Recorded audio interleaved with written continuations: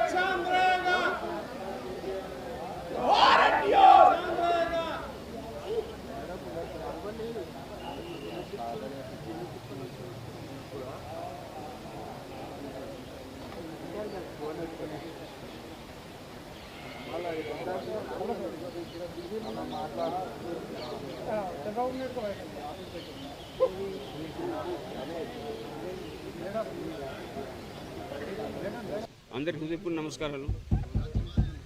చెయ్యెత్తి జైకొట్టు తెలుగోడ గతమంది ఘనకీర్తి కనవోడ అని మన తెలుగు జాతి ఔన్నత్యాన్ని ప్రపంచ నలుమూలల వ్యాపింప చేసిన మన తెలుగు తేజం, మన తెలుగు పౌరుషం, మన తెలుగు గుండె చప్పుడు. మన నాన్నగారు విశ్వవిఖ్యాత నట సార్వభౌముడు, పద్మశ్రీ నటరత్న కళాప్రపూర్ణ డాక్టర్ నందమూరి తారక రామారావు గారి 30వ వర్ధంతి నేడు. కుటుంబ సభ్యులందరూ కానివ్వండి, వారి ఆశీస్సు తీసుకోవడానికి వచ్చాం. కుటుంబ సభ్యులే కాదు, వారి అభిమానులు,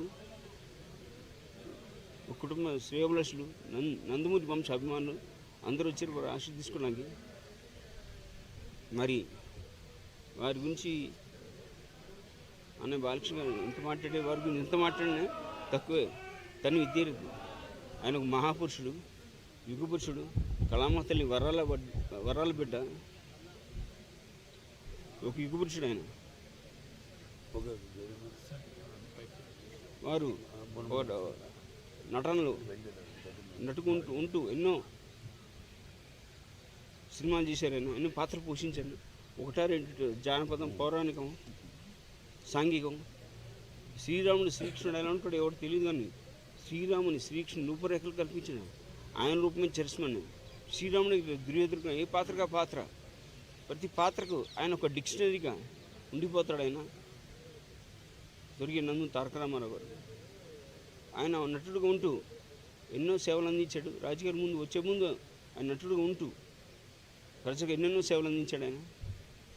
అలాగే ఆయన ప్రథమ స్థానం ఉండగా నటుడుగా ముందుకు వెళ్తున్న వేళ ఇంకో పక్క మన తెలుగు జాతి ఔన్నత్యానికి భంగం కలిగి ఉంటుందని, అన్యాయం జరుగుతుందని, ఆత్మగౌరవం కోల్పోతుందని, మళ్ళీ మన తెలుగు జాతి ఆత్మగౌరవాన్ని పునర్జింప చేయాలని నేను ఒక తెలుగోడిని, తెలుగు బిడ్డను, తెలుగు దేశమే నా పార్టీని రాజకీయ పార్టీ స్థాపించి 9 నెలలు తిరిగిలోపు చేయకూడదు తెలుగు కూడా గతమైన ఘనకీర్తి కన్నవాళ్ళ అని రాష్ట్రమంతా, తెలుగు రాష్ట్రాలమంతా తిరిగి ఆయన అత్యంత మెజార్టీ గెలిపించారు మీరందరూ, మన తెలుగు రాష్ట్ర ప్రజలు. మళ్ళీ వారు ముఖ్యమంత్రి అయిన తర్వాత వారు ఎన్నెన్నో సంక్షేమ పథకాలు కానివ్వండి, ప్రజలకు ఎన్నెన్నో సేవలు అందించాడు ఆయన. ఒక పేదపాటి పెనిదిగా, రైతన్నలకు అన్నదాతగా, కార్మిక సోదరులకు దన్నుగా ఎన్నెన్నో సేవలు అందించాడు ఆయన. అలాగే వారు ప్రవేశపెట్టిన ప్రతి సంక్షేమ పథకాలు ఇవాటి కూడా వేరే పేరిట అమలవుతున్నాయి. ఇక్కడే కాదు, భారతదేశం అంతటే కాదు, ప్రపంచ వ్యాప్తంగా వేరు పేరిట అమలవుతున్నాయి. అలాగే అన్నదానం మించిన దానం లేదని నమ్మి పాటించాడు ఆయన. నేను ఇప్పుడు చెప్తాను, గుర్తు చేస్తూ ఉంటాను ప్రజలందరికీ. 1985లో ఆయన ముఖ్యమంత్రి అయిన తర్వాత తిరుమల దేవస్థానం కొండపైన ఎంతోమంది భక్తులు, లక్షలాది భక్తులు వస్తూ ఉంటారు. చాలా సమయం అవుతుందని ఆయన 4 ముద్దలు పెడదామని అనుకుని ఆయన అన్నదానం మించిన దానం లేదని ఆయన ఉచితంగా పెట్టాడు. ఆయన అన్నదానం అక్కడ వాళ్ళ గురించి ఎంత మాట్లాడితే తనివి. అలాగే తెలుగు భాష కూడా ప్రతి ప్రభుత్వ వాహనాలపై, ప్రభుత్వ కార్యాలయ పటాలపై తెలుగు సువర్ణ అక్షరాలతో ఉండాలని చేపట్టిన నాన్న ఎన్టీఆర్. వారి గురించి ఎంత మాట్లాడినా తనివి తీరదు. ఆయనకి వర్ణం లేని జననం స్వర్గీయ నందమూరి తారక రామారావు గారికి తెలుగు జాతి, తెలుగు గడ్డ, తెలుగు నేల, తెలుగు భాష ఉన్నంతకాలం ఆయన రామనామం చిరస్మరణీయం. మరి అన్నగారు అన్నట్టు నేను బిడ్డలకు పుట్టడం పూర్వజన్ సుకృతం చేసుకున్నాం. ఆ బిడ్డకు చాలా అదృష్టంగా భావిస్తూ సెలవు తీసుకున్నాను. మనలో జన్మ ఎన్టీఆర్ది. జేఎన్టీఆర్.